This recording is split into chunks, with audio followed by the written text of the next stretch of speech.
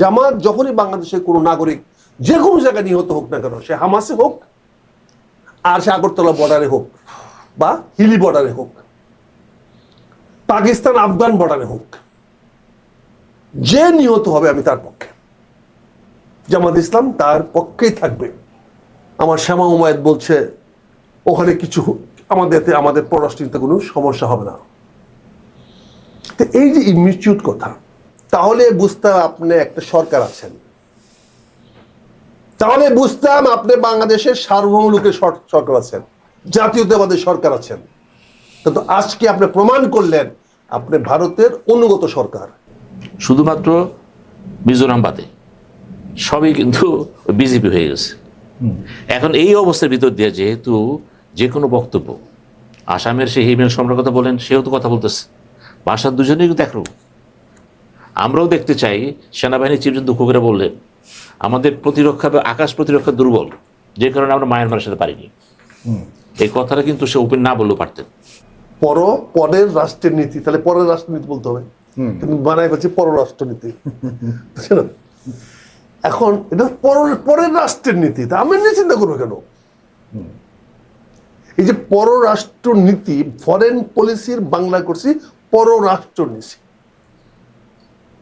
Foreign policy হতে হবে আমার বৈদেশিক নীতি, বিদেশের প্রতি আমার কি নীতি হবে, এটা ইকুয়াল টু এভরিবডি। বিদেশের প্রতি আমার স্যার আছেন, আমার ভাই আছেন, পররাষ্ট্র মানে পরের রাষ্ট্র, তার মানে আপনি অন্য রাষ্ট্রে খুঁচাবেন, আপনি তাকে বন্ধু বলবেন। কারণ আমি যদি ইডেন কলেজের সামনে গিয়ে সব মেয়েদেরকে বন্ধু বলি, আমি তো স্যান্ডেল খাওয়া ছাড়া উপায় আছে কোনো? বলেন, I cannot go and say Eden কলেজের সামনে গিয়ে আপনারা সবাই আমার বন্ধু। কি বন্ধু বললে তো মার খেতে হবে। কাজে পরের প্রতি আপনার কি নীতি হবে এটা প্রকাশ করা যায় না, এটা অপ্রকাশ্য নীতি। পররাষ্ট্রনীতি কি হবে পররাষ্ট্রের প্রতি, এইটাও একটা অপ্রকাশ্য নীতি। এটা ইনার মাইন্ড, ইনার সাইকোলজি। আমি মনে করি যে আমার ভাই হাবিব ভাইয়ের সুন্দর শার্ট পরে আসছে, আমি এরকম একটা শার্ট চাই। এটা অনেক কিছু না ভাই, কিন্তু এই শার্টটা কিভাবে নিব এইটার উপর ন্যায় এবং নীতির উপর নির্ভর করছে। আমি যদি ভাইকে বলি ভাই এটা কোন টেলার থেকে আনছেন বা কোন দোকান থেকে আনছেন, না, তাহলে এটা একটা নীতি, ভাইকে জানলাম। আরেকটা বললাম যে আমার গান আছে, এই আপনি জামাটা সুন্দর, খুলেন, এটা আমার দরকার, এটার নীতি হইতে পারে, একটা হইতে পারে না? সো বাংলাদেশের প্রতিবেশী নীতি হবে একটা, এই যে আপনার একটু আগে আলোচনা করছেন বিভিন্ন মানে এগ্রিমেন্ট নিয়ে, চুক্তি নিয়ে, সেগুলো আরেক জিনিস। বাংলাদেশের কোনো পররাষ্ট্রনীতি নাই এবং পররাষ্ট্রনীতি হওয়ার মতো সাহস সামর্থ্য কোনোটাই নাই। বাংলাদেশ মায়ানমারকে বলতে পারবে না তোমার কোনো রাইফেল আমার দিকে তাক করা থাকবে, অবদ্ধতা, অশালীন। আপনি মেক্সিকো বর্ডারে যান, কানাডা বর্ডারে যান, কোনো গান টুয়ার্ডস অন্য দেশের প্রতি না, প্যারালাল। কোনো গান, কোনো মিসাইল মেক্সিকানের প্রতি না, কিউবার প্রতি মিসাইল তাক করছিল কেনেডির সময়। সারা বিশ্ব হইচই হয় নাই যে তোমার মিসাইল কেন কানাডার দিকে তাক করেছে, কিউবার দিকে। আপনার কানাডার দিকে গেছে কোনো মিসাইল করা আছে? আপনি তো পারবেন না। কিন্তু ভারত বাংলাদেশে যান, বর্ডার দেখবেন সবগুলা একজনের দিকে উল্টা দিকে তাক করা, বাংকার মানে তাক করা। তার মানে আপনি তো শত্রু ভেবেই নেইবার বানাইছেন। আপনি নেইবারকে শত্রু মনে করেন, শত্রু আপনাকেও শত্রু মনে করে। এখানে পররাষ্ট্রনীতি হবে কেন? এখানে শত্রু নীতি হবে, how to handle my enemy. So আমরা মনে করি বাংলাদেশের একটা পার্মানেন্ট এনিমি হলো ভারত। আমাকে ভারতের সঙ্গে পার্মানেন্ট এনিমি চিন্তা করি ব্যবহার করতে হবে। আমাকে সদা প্রস্তুত থাকতে হবে, আমার পাশের দেয়ালটা যে ভাঙবে, ওই প্রতিবেশী ভাঙবে এই কারণ ও খারাপ মানুষ, ফলে আমার দেওয়ালটাকে শক্ত করতে হবে। অথবা সেও একইভাবে ভাবতে পারে যে আমি তার খারাপ প্রতিবেশী, আমি তার দেয়ালটা ভাঙতে পারি। So এখানে পররাষ্ট্রনীতি আসবে না, এখানে বড় জোর আমরা বলতে পারি প্রতিবেশী নীতি। সেটা বন্ধুত্বপূর্ণ হবে না কি হবে, কিন্তু এটাকে অবশ্যই আমাদের স্বার্থ থাকতে হবে। আজকে আপনি যে কথাটা বললেন প্রথমে, জামাত ইসলামের কথাটা উঠলো, আমার মুসলমান পৃথিবীর যেখানেই আহত নিহত নির্যাতিত হবে আমি তার পক্ষে থাকবো, এটা আমার নীতি। কারণ আমি মনে করি পৃথিবীর যেখানে যে যত মুসলমান আছে সে আমার ভাই, প্রথমে সে আমার ভাই, বাকিরা আমার বন্ধু। কাজে আমার এই ভাইয়ের পাশে আমি থাকবো। কাজে জামাত যখনই বাংলাদেশের কোনো নাগরিক যে কোনো জায়গায় নিহত হোক না কেন, সে হামাসে হোক আর সে আগরতলা বর্ডারে হোক বা হিলি বর্ডারে হোক, পাকিস্তান আফগান বর্ডারে হোক, যে নিহত হবে আমি তার পক্ষে, জামাত ইসলাম তার পক্ষেই থাকবে। কারণ কোনো একজন মুসলমান কারণ দ্বারা নিগৃহীত হোক, নির্যাতিত হোক, নিপীড়িত হোক, হত্যা তো প্রশ্ন ওঠে না, আমি সেটা চাইব। কাজে বাংলাদেশে বর্তমানে সরকার আছে, তাদেরকে সিদ্ধান্ত নিতে হবে তারা বিদেশি নীতি কি হবে। এন্ড বিদেশি নীতি কখনো কোনো দলীয় দৃষ্টিভঙ্গিতে হতে পারে না। বিদেশ নীতি অবশ্যই অর্থনীতি, বিদেশ নীতি এগুলো কখনো দলীয় নীতি হতে পারে না। আমার ভাই প্রফেসরি করেন, শিখান, আমাদের ডিবেট করেন, আমার ভাই বলবেন এগুলো হলো জাতীয় নীতি। কারণ আপনার অর্থনীতির কারণে শুধু আপনার দলের লোকই বেনিফিটেড বা এফেক্টেড না, আপনার আপন লোকও যে আপনার সঙ্গে নাই সেও এফেক্টেড, এমনকি আপনার দলের লোকও এফেক্টেড। কাজে আপনার জাতিকে নিয়ে জাতীয় অর্থনীতি বানাতে হবে। আপনি সমাজনীতি করেন, সমাজে বিভক্তি আছে, আপনি কল্যাণ ভাতা কাকে দিবেন, ঠিক আছে, আপনি শিক্ষানীতি বলতে পারেন যে যারা অবহেলিত তাকে বেশি শিক্ষা দিবেন, যে অবহেলিত সে অপরাধ করছে তাদেরকে শিক্ষা দিবে না সে, হ্যাঁ সে নিজের মতো করে শিক্ষা নেই। স্বাস্থ্যনীতি বলতে পারেন যে যারা অবহেলিত আছে তাদেরকে আমি ফ্রি শিক্ষা চিকিৎসা দিব। এখানে বৈষম্য করতেছেন, তাদের যে যার টাকা আছে সে কি শিক্ষাতে পাবে না? এই যে বৈষম্য, কিন্তু অর্থনীতির বেলা সবাইকে সমান দিতে হবে। অর্থাৎ অর্থনীতির প্রতিক্রিয়া পার্শ্বক্রিয়া সব যেন সমভাবে সবাই মধ্যে পড়ে। একইভাবে বৈদেশিক নীতির ব্যাপারে আমাদেরকে সার্বজনীন হতে হবে। কারণ আজকে যে আপনি কথা বলছেন শুভেন্দু হাওলাদার অধিকারী মুখ্যমন্ত্রী, নতুন মুখ্যমন্ত্রী, অধিকারী কাকে বলে ইন্ডিয়া ভাষা জানেন তো কারে বলে? যার বেশি অধিকার আছে। ওই দেশে যারা চৌকিদারি করে তাদেরকে বলা হয় অধিকারী। চৌকিদারি থেকে অধিকারী। মুখার্জির থেকে মুখার্জি তো ব্রাহ্মণ ছিল, কুলীন ব্রাহ্মণ ছিল, আর এ তো একেবারে নিচু বর্ণের, তাই নাকি? বর্ণগত ইন্ডিয়া কিন্তু বর্ণগত হ্যাঁ, ব্যাপার। তারা তো বর্ণগত। ফলে দেখবেন তার ভাষা কথাবার্তা সবগুলাই ওই আমাদের বস্তিবাসীর মেন্টাল সেটে এরকম। ওই গুলিস্তানে বস্তির লোকদের মতো বা ওই হকারদের মতো অধিকারী। তার মানে বুঝতে হবে তো ওদের তো হিন্দু মধ্যে কিন্তু জাত পাত আছে। এটা আমি মুসলমান বলতাম না এটা, কিন্তু তার জাত অনুযায়ী তার নাম ধাম গুলা পরিচয় গুলা বহন করে, তাদের ধর্ম থেকেই বহন করে। হ্যাঁ, যেমন ভারতে যদি পশ্চিমবঙ্গে এখন ঠাকুর বলেন, সবাই জানেন ঠাকুর কোনো বাঙালি না, দে আর ফ্রম কাশ্মীর। ঠাকুর ওই দেশে যার নামে ঠাকুর হবে সে তার মানে তার আদি লোক এই বেঙ্গলের না, কাশ্মীর থেকে যারা আসছে তাদের নামের পরে ঠাকুর লেখে। তো রবীন্দ্রনাথ বাঙালি না, বুঝছেন না? আরেক বেচার অরিজিনাল কোথায়? ওরা অরিজিনাল হলো ওখান থেকে আসছে, এখানে এসেছিল। আমার ঢাকা শহরের নবাব সলিমুল্লাহ উনি তো বাঙালি না, উনি ইরানিয়ান। আমার সবচেয়ে বড় ধনী ইস্পাহানি, সে তো চট্টগ্রামের না, ইস্পাহানের না, তার ইস্পাহান ইরানের। আমার দেশে যারা অরিজিনাল খান আসছে তারা কারা? তারা পাঠান। ঈসা খান করতে আসছে, পাঠান। এখন এই জিনিসগুলো হিন্দুদের, আমি কেন বলছি হিন্দু যখন বিচার করবেন, এটা কোন জাত পাত ওদের মধ্যে আছে, আমাদের মধ্যে নাই। আমাদের এখানে ভারতের পশ্চিম বাংলায় কি হয়েছে এটা আমাদের ডাইরেক্ট কনসার্ন। অনেকে বলছে এটা আমাদের বিষয় না। আমার শ্যামা উমায়ত বলছে ওখানে কিছু, আমাদের পররাষ্ট্রনীতিতে কোনো সমস্যা হবে না। তো এই যে ইমিউট কথা, একজন ভাবী মুখ্যমন্ত্রী যে প্রকাশ্যে বলতেছে, চ্যালেঞ্জ দিয়ে বলতেছে যে আমি শেখ হাসিনাকে নিয়ে ঢাকা যাব, ক্ষমতা থাকলে আটকাইস।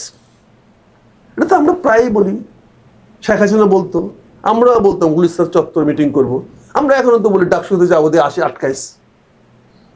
এটা তো আমাদের ছেলেরাও বলে গ্রামে গঞ্জে, আমি মাঠে যাচ্ছি আসে। ওনারা সিরাজগঞ্জে গেলে চরের মধ্যে গেলে, পাবনা গেলে সিরাজগঞ্জে চরে গেলে কি এই চর আমার হচ্ছে না। আমাদের এলাকায় তো মানে প্রশ্ন হলো যে আমি লাঠিটার জমিদার, আমি এটা তো আমাদের কিশোরগঞ্জে এখনো এটা প্রচলিত। এটা দলিল যার জমিদার, এটা কিন্তু এখনো আমাদের দেশে প্রচলিত হয় না। অনেক জায়গা আছে চরে আছে কি জমিদার, দলিল যার জমিদার না। আমার চরে কি নোয়াখালীর চরে, ওই ভোলার চরে কি দখল যার জমিদার, দেখুন না লাঠি জাত জমিদার। কি বলেন আপনারা যারা আছেন, লাঠি জাত জমিদার। ঢাকা শহরের এই গুলিস্তান, এই যে এখানে আপনার চকবাজারের বা এই যে আপনার এই কারণ বাজার নিচে সন্ধ্যার পরে এই জায়গাটা তো ওই পার্কোলার না, সিটি কর্পোরেশনের না, ওই মস্তানের। সে যে দোকানকে বসতে দিবে সেই দোকানে বসবে। ক্ষমতা আছে বাংলাদেশের পুলিশের ক্ষমতা আছে দোকান সরাইতে।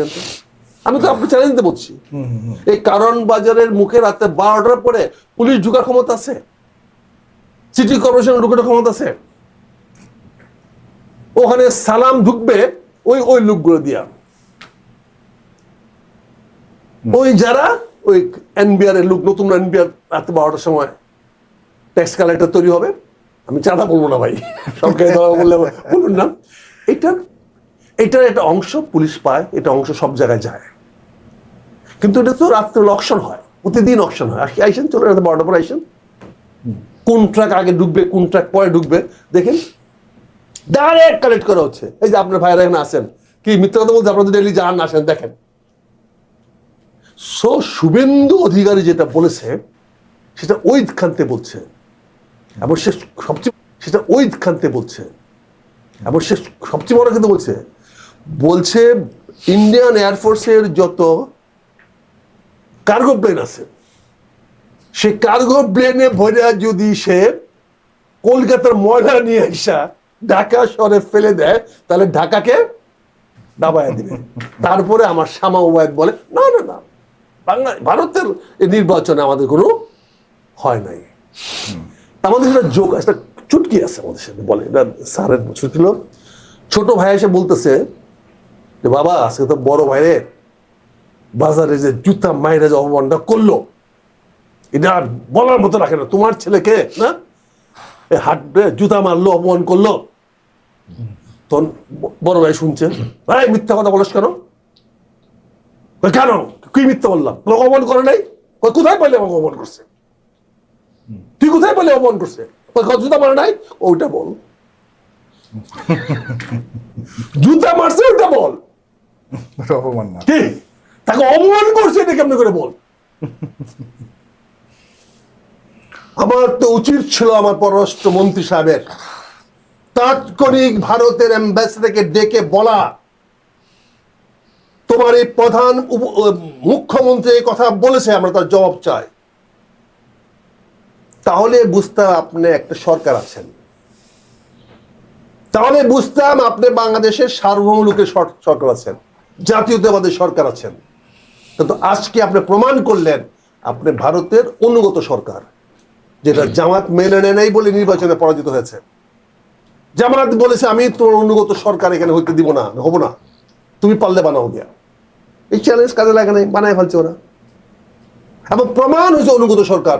না হলে কেন, যেখানে আমার ঢাকা শহরে সে ঢুকে যাবে 6 মাসের মধ্যে নিয়ে চলে আসবে শেখ হাসিনা থেকে নিয়ে, যেখানে সে বলছে আমি ঢাকা শহরটাকে কলকাতা ময়লা দিয়ে তলায় দিব, আর সেইখানে আমার পররাষ্ট্র উপমন্ত্রী বলছেন এই কথা, স্টেট মিনিস্টার। আর খলিল সাহেব তো ওনার তো মুখ বন্ধ, উনি সরাসরি ভারতের দালাল, পেইড গ্রুপ। আমি দায়িত্ব নিয়ে বলছি,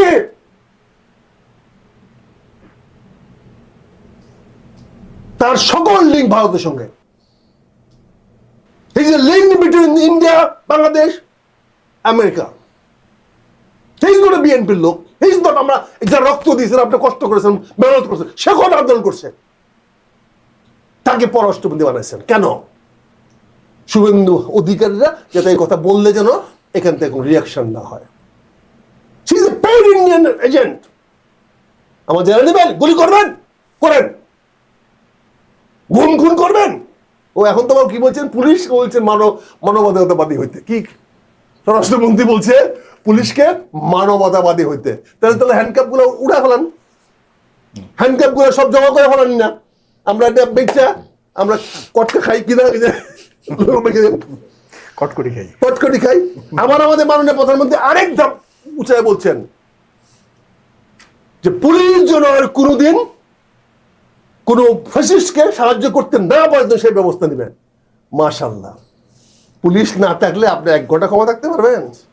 এই বুলেট প্রুফ গাড়ি দিয়ে প্রবেশ করতে পারবেন? গাড়ির সুদ্ধা হয়ে দিব না বুড়িগঙ্গার মধ্যে। আপনি পুলিশ, আপনি ক্ষমতা আছেন পুলিশের বদলতে। আপনি বলছেন পুলিশকে আপনি ফ্যাসিস্ট সাহায্য করতে দিবেন না। তাহলে আপনাকে সাহায্য করবে কেন পুলিশ? আপনাকে তো সাহায্য করবে প্রশাসন, ম্যাজিস্ট্রেট। পুলিশ সাহায্য করবে না, পুলিশ ম্যাজিস্ট্রেট অর্ডার শুনবে। পুলিশ তো সরকারি প্রতিষ্ঠান না। কাজের জন্য বলছি ভাইয়া, আপনি যে কোনো জিনিস আমাকে যেটা বলি সেটা হচ্ছে কি, আমরা রাষ্ট্র বলি, সমাজ বলি, সবার আগে ব্যক্তি। আমি নিরাপদ কিনা, এই দেশটি আমার জন্য নিরাপদ কিনা। আমি নিরাপদ হলে আমি সমাজকে নিরাপদ করব, সমাজ নিরাপদ হলে আমার গোষ্ঠী নিরাপদ হবে, আমার গোষ্ঠী নিরাপদ হলে বাংলাদেশ নিরাপদ হবে। আমরা সুখেন্দু অধিকারীর এই দুর্দান্ত প্রতাপে আমরা আজকে নিরাপত্তা বোধ করতেছি না। এটা আপনার মাধ্যমে জানায়। ধন্যবাদ, একদম পারফেক্ট। আপনাকে অনেক ধন্যবাদ মেজর আক্তার। জনাব ডক্টর সিনিয়র সাইদ। আমি প্রথমেই তোহর বক্তা, একজন বিজ্ঞ সংসদ সদস্য, উনি যেভাবে সবকিছু বলেছেন আমার ভালো লেগেছে। একটি বিষয়ের ব্যাখ্যা প্রয়োজন, সেটা হলো এই যে পররাষ্ট্রনীতির কথা বলা হচ্ছে, কিন্তু ফরেন পলিসির বাংলা কি রাষ্ট্র আছে বলতে সে লেখা? ভারত বলতেছে বিদেশ নীতি, খেয়াল করবেন। পাকিস্তান বলছে ফরেন পলিসি। আপনার রাষ্ট্র লিখলেন কেন? হ্যাঁ, বিদেশ নীতি লেখেন না কারণ আপনি জানতেন তখন যে ভারতের একটা, ওরা লেখছে বিদেশ নীতি বলতেছে। তো বিদেশ নীতি তো আপনি তার শব্দ, আপনার রাষ্ট্র কথা বাদ দিতে পারতেন তো। পরদেশ নীতি, পরদেশ মানে যেগুলো আসেন আপনার শব্দের তো শেষ নাই। আপনি বই আবিষ্কার করেন, বাংলা একাডেমি আছে না, পণ্ডিতের সাথে বসেন, কোন শব্দটা আমার জন্য ভালো হয়। কথা হলো নতুন দেশ, নতুন কনসেপ্ট নিয়ে আসে। আমি তার সাথে সম্পূর্ণ একমত যে এটার বাংলা পররাষ্ট্রনীতি হয় না। কেন হয় না আরও আসে। আমার নীতি তো শুধু দেশের সাথে না, আন্তর্জাতিক সংস্থা আছে না, জাতিসংঘ আছে না, ওআইসি আছে না, বিভিন্ন মাল্টিন্যাশনাল কর্পোরেট আছে না, ওয়ার্ল্ড ব্যাংক আছে না। নীতি একটা দেশের নীতি, সুতরাং এটা একটা সহজজাত সীমাবদ্ধতা আছে। তো আপনি ভালো কথা উত্তর করছেন। আমি আপনি টকশোর মাধ্যমে দৃষ্টি আকর্ষণ করতেছি স্বয়ং প্রধানমন্ত্রীর এই বিষয়টা আপনি একটু চিন্তা ভাবনা করেন যে আমাদের দেশের আলোকে আপনি দেন না, যেটি দেন আপনি, কিন্তু এখানে রাষ্ট্র কথা আসবে না, আরো ব্যাপক করেন এটা। দ্বিতীয় কথা হচ্ছে আমাদের শুভেন্দু অধিকারী সম্পর্কে যে কথা বলা হলো, উনি নিঃসন্দেহে বাউন্ডারি ক্রস করছে, সীমারেখা লঙ্ঘন করছে। একটা প্রভিন্সিয়াল গভর্নমেন্টের চিফ মিনিস্টার, উনি একটা স্বাধীন সার্বভৌম দেশের কথা বলতেছে। ওনার বোঝা উচিত ছিল এটা পশ্চিমবাংলা না, এটা স্বাধীন বাংলাদেশ। এবং সেই ক্ষেত্রে আমি মনে করি আমার দুইজন বক্তা এখানে তার প্রতিবাদ করছে, সেটা আমাদের রাষ্ট্রীয় পর্যায়ে প্রতি আসা উচিত ছিল এখানে তীব্র বোধহয়। আবার এক্সেন্সের কথা আছে এখানে। এখানে জিয়া রহমান একটা ঘটনা বলি আপনি, জিয়া রহমান কিন্তু 2 ইন্ডিয়া পলিসি চালু করছিল, one with the central government, other with the neighbouring provinces. এবং সেই ক্ষেত্রে কিন্তু সফল ছিল সে, কারণ এন্টি কংগ্রেস গভর্নমেন্ট থাকলে আমাদের সুবিধা ছিল তখন। এখন যেটা হয়েছে 2 ইন্ডিয়া পলিসি টিকবে না, কারণ central on all the provinces, শুধুমাত্র মিজোরাম বাদে সবই কিন্তু বিজেপি হয়ে গেছে। এখন এই অবস্থার ভিতর দিয়ে যেহেতু যে কোনো বক্তব্য, আসামের সেই হিমেল সম্রাটের কথা বলেন, সেও তো কথা বলতেছে, ভাষা দুজনেই কিন্তু একরকম। এখন এই যে ভাষা কথা বলতেছে, অমিত শাহ তো বলছে লাত্তিতে ফেলাই দিবে, যে নাগরিকতা আইন নিয়ে কথা বলছে। এই ভারতের বুকে কিন্তু আপনার 1 কোটি ভোটার তারা আউট করে দিল, কিন্তু মুসলমানদের সঙ্গে বেশি ছিল। কিন্তু এই যে স্পেশালটা কী হচ্ছে, এখানে কি সরকার কথা বলবে না? ওই কিছু মধ্যপ্রাচ্য হলে আপনি বলে দেবেন এই সেই, ওই জুমার নামের মসজিদে যেয়ে বলে দেবেন আল্লাহ দোয়া করেন কি প্যালেস্টাইনদের, সবাই প্যালেস্টাইন তো বহু দূরের ব্যাপার। এইবার কি হলো, আপনাকে তো কথা বলতে হবে কেন এটা হচ্ছে। এইখানে দুইটা যে গুরুত্বপূর্ণ, সেটা হলো আমাদের সরকারের পররাষ্ট্রনীতির যে বেসটা, যে এই বেসটা কেন বলতে পারতেছে না? অবিলম্বে দরকার বাংলাদেশে কিন্তু একটা সংসদের ভিতরে, বাংলাদেশে কিন্তু কনসেনসাস ফরেন পলিসি নেই, নাই। First flaw. ভারতে দেখেন শেখ হাসিনা যখন সেখানে গেলেন, মোদি কিন্তু সাথে সাথে তার সমস্ত ওই ন্যাশনাল কনসেনসাস বডি ডাকলো, একমত হয়ে কিন্তু তাদের স্থান দিল সে, তাই তো এখানে নেই। কিন্তু এখনো যে কোনো ব্যাপারে তারা একমত হয়ে যায়। কিন্তু আমি মনে করি প্রধানমন্ত্রী উচিত হবে সংসদে যারা আছে, শুধু সংসদ, বাইরে না কিন্তু, যাদের ফুটিনে কথা বলবেন কেন, সংসদে যারা আছেন সে দল জামাত ইসলাম বা যারাই আছেন তাদের সাথে বসে ভারত সম্পর্কে, ভারত বা যে কোনো দেশ হতে পারে, আমাদের সমস্যা কিন্তু মূলত ভারতের সাথে 80% 40% ভারতের সাথে, কিন্তু এত সমস্যা আমাদের সাথে। আপনারা বসে কথা বলেন যে আমরা যখন ভারতের সাথে বসবো অ্যাপ্রোচটা কী হবে, ভারত যখন গালি দেবে কী করবো আমরা, এতে করে হবে কি জানেন, সব দল, কারণ জামাত ইসলামও কিন্তু যেটা চায়, বিএনপিও সেটা চায়, কিন্তু দেশ কিন্তু সবাই ভালোবাসে, এনসিপি সেটা চায়। কিন্তু কাজে মৌলিক প্রশ্নে আপনি যখন দেশের বাইরে এসে বলবেন ক্ষমতা যাওয়ার আগে চোখে চোখে কথা বলবো, লাত্তিতে ফালাই দিব, শেষ করে দিব, সেভেন ধ্বংস করে দিব, এগুলো চুক্তজ কথাবার্তা। এটা কিন্তু রাষ্ট্র সম্পর্ক বিল্ড আপ হয় না। আক্তার তো ভালো কথা বলছে, দুই দিকে বসে রয়েছে, এটা বন্ধুত্ব না, এটা বন্ধুত্ব কেন আমি কেন টার্গেট করে রাখবো? টাকা কেন? আবার কথা আছে, আপনার দেশের ডিফেন্স পলিসি কিন্তু সেভাবে নাই। একটা দেশের ডিফেন্স পলিসি মানে কি, ইউ মাস্ট হ্যাভ টু, আপনাকে বুঝতে হবে আপনার ডিফেন্সের প্রধান শত্রুটাকে। বাংলাদেশ কিন্তু 54 বছরে পারে নাই, শুধু ভারতের জন্যই পারে নাই। অনেক ঘটনা আছে বলা যাবে না এখানে, পারে নাই। এখন 2000 গোল ফোর্সেস গোল 2030 শেখ হাসিনা করছিল একটা, তো সেটার মধ্যে কিন্তু অনেকগুলি ফ্লস ছিল। আমরাও দেখতে চাই, সেনাবাহিনীর চিফ দুঃখ করে বললেন আমাদের প্রতিরক্ষা বা আকাশ প্রতিরক্ষা দুর্বল, যে কারণে আমরা মায়ানমারের সাথে পারিনি। এই কথাটা কিন্তু সে ওপেন না বললেও পারতেন, এগুলি ওপেনলি বলতে নাই, উনি বলছেন। তারপর তো উনি বলছেন তো এটা, তো সেই ক্ষেত্রে আপনাকে যদি প্রতিরক্ষা, ফরেন পলিসির অন্যতম ভিত্তি হচ্ছে ন্যাশনাল পাওয়ার, আপনার প্রতিরক্ষা, আপনার সম্পদ। প্রতিরক্ষা ব্যবস্থাকে আসলে একজন আন্তর্জাতিক বিষয়ক শিক্ষক কিন্তু একটা মন্তব্য করেছে আমাদের বাংলাদেশ আর্মি থেকে নিয়ে, যে আমরা সেভাবে কি আন্তর্জাতিক পরিমণ্ডলে বোঝাপড়ার জন্য আমাদের মিলিটারিকে আমরা সেভাবে সাজাতে না, সক্ষম। এখানে একটু ফার্দার আগার আগে আমি একটু অনুরোধ প্রতিরক্ষা করে বলছেন, দেখেন আমেরিকা তো চায় আমরা তার সঙ্গে থাকি। ইউক্রেনকে এই কথাই বলেছিল, আমেরিকার সঙ্গে থাকো, নেটোর সঙ্গে থাকো, আমি থাকবো। খালি থাকার ইচ্ছা পোষণ করেছে, দেখছেন তো কি হয়েছে। দয়া করে এই প্রতিরক্ষা করতে ছিলেন না, সহরক্ষা করার চেষ্টা করেন। এখন জিনিসটা হচ্ছে তুমি তোমার জায়গায় থাকো, তোমার ভৌগোলিক সীমা তুমি রাখো, আমার ভৌগোলিক সীমা আমার রাখি। আমার ভৌগোলিক সীমা রক্ষা করার জন্য অন্য কেউ দরকার নেই, আমরা নিজেরা যথেষ্ট। ওই এয়ারফোর্সের প্লেন কেনার দরকার নেই, একটা প্লেন কিনলে অনেক লাভ আছে।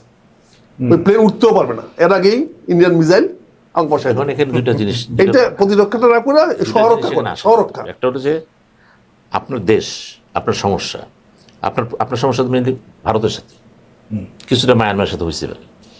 তো ভবিষ্যতে আপনি যুদ্ধ কার সাথে করবেন, হয় ভারত না মায়ানমার। কারণ ভারত তো বিরোধ দেশ, আপনাদের ইসরায়েল না, হওয়ার সুযোগ ওদের ভবিষ্যতে নাই। যদি অনেকে বলে ফেলায় যে পাকিস্তানের সাথে করেন, একটা মুখ দিয়ে দিবে, এই সমস্ত কথাবার্তা না। কথাবার্তা হলো যে প্রতিরক্ষা ব্যবস্থা নিয়েও কিন্তু আলোচনার সুযোগ আছে। এই সমস্ত ক্ষেত্রে কিন্তু অবশ্যই আপনাকে সংসদে প্রধান বিরোধী দল যারা আছেন, দল বসে ন্যাশনাল কনসেন্সাস করে ফেলানো যে আমাদের এই সেক্টরে কী কী করতে পারি আমরা।